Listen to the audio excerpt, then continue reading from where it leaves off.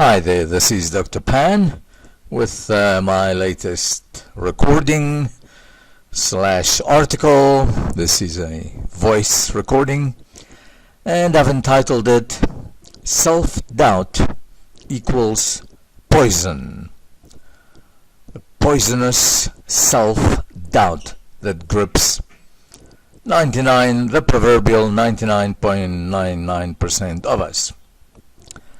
It took me, my friends, about 35 years to realize what an incredibly gifted and successful individual I was.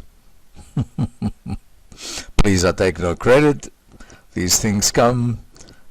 You're born with them from the creative intelligence. It's a gift from the creative intelligence.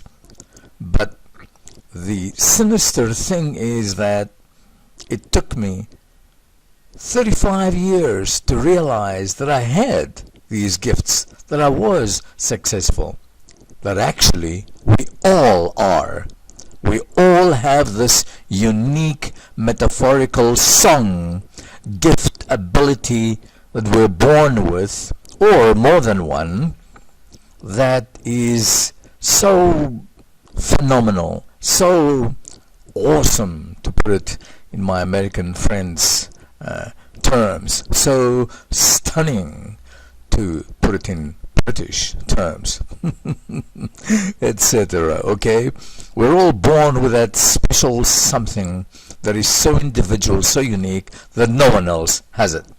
So, what the dickens do I mean? I'll let the new science of neuroplasticity explain in the simplest of so-called layman terms.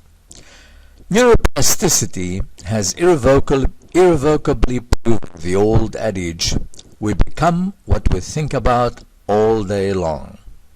That's worth repeating. We become what we think about all day long. Alright, now my experience. I've never known what it's like to come second in class. I always came first and was always elected class captain. Now, there's a problem with that. No one, and I mean no one, told me what an incredible accomplishment that was till I was 35 years old, when I offhandedly mentioned it in a Toastmasters Club speech, whose theme was totally another subject. Result? I just lived life feeling I was an ordinary old Joe. There is no such thing as an ordinary old Joe. Please, I'm not making myself to be special. As I say, we all are special, okay? We all have this different, unique gift. So, thinking of myself as an ordinary old Joe, I manifested a low self-esteem, societally brainwashed, lackluster, bland, vapid, insipid, etc. life. Nothing to write home about, so to speak. Now, whilst studying, I worked part-time selling retirement annuities. I was always lauded as the top salesman. This was about 30 plus years ago. I never had the money to study full-time, so I was always a part-time studier. One Monday morning, whilst shaving in the morning, a random thought occurred to me. What if I sold $5,000 worth of commission for me today? Now, I'm talking about 30 plus years ago. That was money. Still is today, frankly. You understand? Not $5,000 worth of retirement annuities, no. $5,000 worth of commission for me, for my pocket. I did, incredibly enough, even though I worked till midnight. Next morning, Tuesday, another random thought came to me. Could I possibly even dare think of, never mind, actually attempt to sell enough today to earn $7,500 commission for me? Well, It once again took me till midnight, but I did. Well, Wednesday shave told me to go for 10,000 today. Did it. Thursday shave was 15,000. Did it. Now came Friday shave. Well, I only had one appointment that day, that Friday. It was at 12 noon with a dynamic duo. They were big-time entrepreneurs and had plenty of money. Nah, I thought, just one appointment, Friday before the weekend. But then, why not? The random thought said to me, go for $20,000 commission for me today. Astonishingly, it was the easiest sale of the whole week. Because I'm not actually a salesman, my friends. I just present the facts and honestly, the rest, the creative intelligence, the divine God, whatever you want to call it, did the work for me. I actually netted $22,000 and some cents, random cents for me, commission-wise, that day. And I was done by 1:30 p.m. I went to the office of the huge corporation I was working for and submitted all the paperwork for the week's sales. Took the afternoon off. I said I was a part-timer, was studying, that was my goal, and forgot about it. And that next Monday morning we had a general meeting. So as I walked in 1 hour late, as I say, part-timer, who cares? I had no hours or obligations. I was working for a commission only, no salary. The meeting, which was in full swing by then, came to an abrupt end as my sales manager ran up to me, hugged me, and everyone gave me a cheering standing ovation as he led me to the front of the room. Oh my God, I thought, what have I done wrong now? That's the brainwashing of society. Well, what did I do wrong now? Well, it turns out my feet, quote unquote, honestly, it was a gift from the divine. As I said, I am not a salesman. I don't want to be a salesman. I was never a salesman. I just went through the motions. But apparently my feet had never before been done. I was lauded no end. They asked me a gazillion, quote unquote, questions about how. What inspired me? What books had I read? What was the name of my mentor? And a host of other such questions. After I recovered from my extreme shock and shyness, I was always a very retiring and introspective individual. In many ways, I still am. Very much so. My response was my shaving random thought. That's the truth. And then a kind of stolid and stunned and skeptical atmosphere filled the room for 10 seconds or so, till once again applause exploded all around me. Anyway, one wonderful upshot about this phenomenal week is my colleagues, encouraged by my gumption, started having their own random shaving thoughts.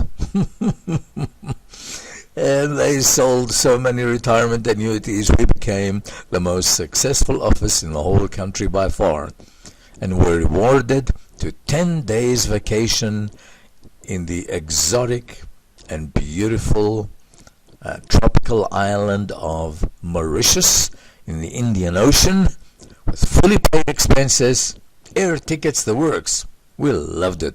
And they paid for our significant others to come with us. No charge. Wow.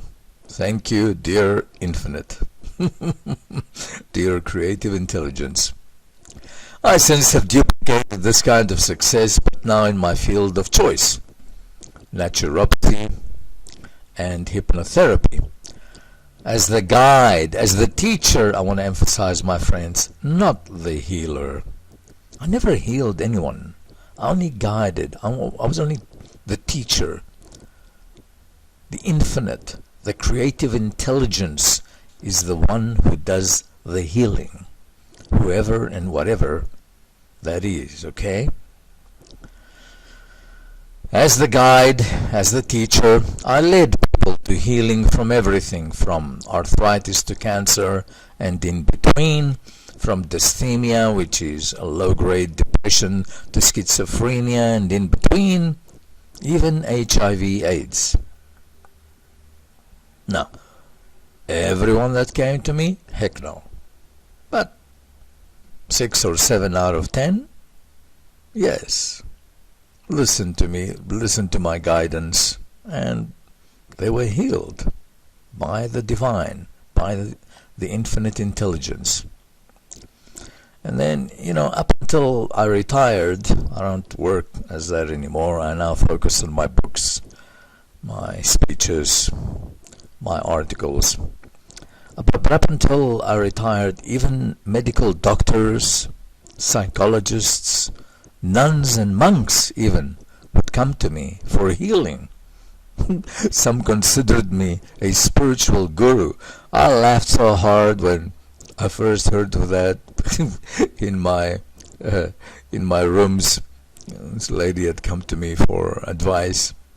She says, you as a spiritual guru, you really have a good reputation, and I need some help with my life. I stopped laughing 5 minutes later. I'd never heard that before. Anyway, as I say, I was only the guide. I had the university training knowledge. I was the teacher. The infinite, the creative intelligence was doing the healing, not me. Please make no mistake about this. So, the moral of the story for us ordinary Joes who do not realize that every single one of us on this planet is exceptional. We're born with that unique, that ineffable gift, that song of songs, that ability that no one else has. Moral of the story, number 1, eschew, which is a nice old ancient English word for avoid, like the plague, self-doubt, or any kind of doubt. Give it a wide berth. Give doubt a wide berth. It's a certain poison and the killer of dreams and marriages, and it engenders broken homes, shattered children, and addictions to alcohol, narcotics, etc., etc. Nightmare. When it comes knocking, and it will, welcome it. As Rumi says, the famous poet, Sufi poet Rumi, R-U-M-I, love it, kiss it, and quickly send it on its way. I agree. Thank you, Rumi. Secondly, cultivate faith in the infinite, in this creative intelligence. Science has proven that now. They dare not call it God, they call it consciousness. Modern science, my friends, has proven the creative intelligence.